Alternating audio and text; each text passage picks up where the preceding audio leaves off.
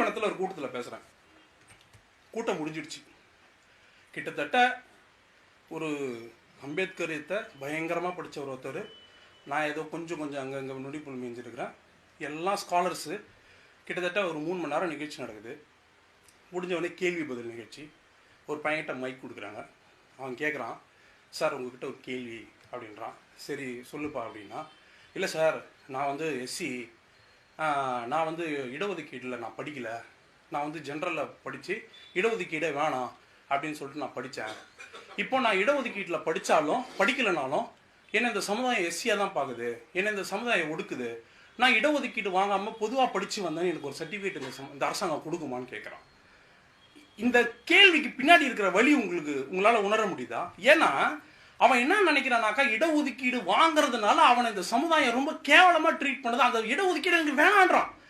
அவனுக்கு இடஒதுக்கீடு சம்பந்தமான புரிதலை ஏற்படுத்துறதே நமக்கு ரொம்ப சிரமமாக இருக்குது.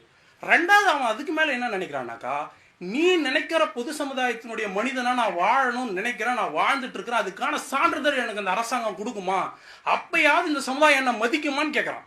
சொல்லக்கூடிய எஸ்சி வளர்ந்து வர்றவங்க கேட்கிற கேள்விகள் பொறுக்காம இன்னைக்கு எஸ்சி சமுதாயத்தில் இருக்கிறவங்களையும் நம்ம சாதியவாதிகளை அடையாளப்படுத்தி அவங்க கேட்கிற கேள்வியும் வந்து மட்டம்படுத்தி அவங்களை எதிர்கேள்வி கேட்டி அவங்களே விழுத்துறதுக்கு இந்த சூழ்ச்சி நம்ம பண்ணி கிட்டத்தட்ட இந்த 40-50 வருஷத்துல எஸ்சிக்கு எதிரான மனநிலை தமிழ்நாட்டில் அதிகமா இருக்கு.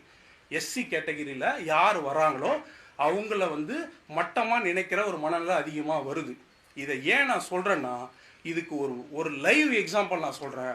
டாக்டர் கிருஷ்ணசாமி மேல நீங்க 1008 விமர்சனம் வைக்கலாம். அவர் இன்னைக்கு பாரதிய ஜனதால போய் சேர்ந்திருக்கலாம், என்ன வேணா இருக்கலாம். ஆனா நான் பட்டியலினத்தை விட்டு வெளியில வரேன், எஸ்சி என்ற கேட்டகரியில இருந்து நான் வெளியில வரேன், என்ன பிசில போய் சேருன்னு ஒருத்தன் சொல்றாருல, ஒரு அரசியல் தலைவர் சொல்றாருல, அந்த அரசியல் தலைவர் நீ எந்த மனநிலையில வச்சிருக்கிறேன்னா, நான் இடஒதுக்கீடு வாங்காம வந்தா எனக்கு அரசாங்கம் சான்றிதழ் கொடுக்குமான்னு ஒரு சாமானியன் கேட்கறான்ல, ஒரு சாமானியனை வைக்கக்கூடிய அதே மனநிலையில தான் நீ வந்து படிச்சு டாக்டர் வாங்கின ஒரு அரசியல்வாதியும் வச்சிருக்கன்றத இந்த சமுதாய யதார்த்தத்தை நம்ம புரிஞ்சுக்கணும்.